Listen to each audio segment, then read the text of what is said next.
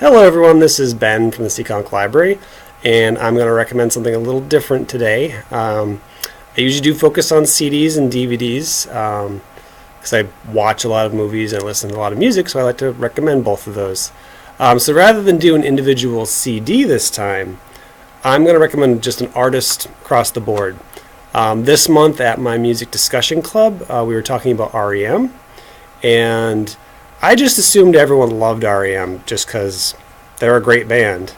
But the more I'm talking to people about R.E.M and like selling the club and talking to the club members, I'm finding that not a lot of people actually pick up an R.E.M album and listen to it from beginning to end.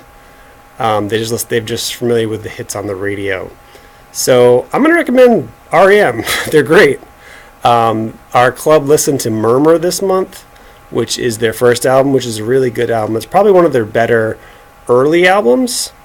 And I personally don't care for their later albums, so anything after their Monster album I wouldn't recommend. But if you're looking for a really good entry point into listening to R.E.M, if you've never listened to them, there's several albums I'll recommend right away for you to pick up.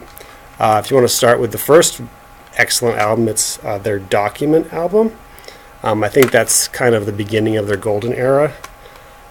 Next is their two albums. I don't have CDs to show you, but Green and Out of Time are great too.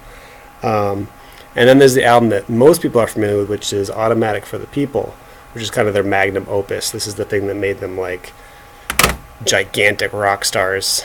And then their last really good album is Monster.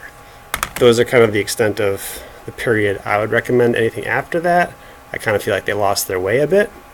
But if you've never listened to R.E.M and you don't know that they're actually a fantastic band, I would definitely recommend you pick up any of their Document album, their Green album, Out of Time, Automatic for the People, and Monster.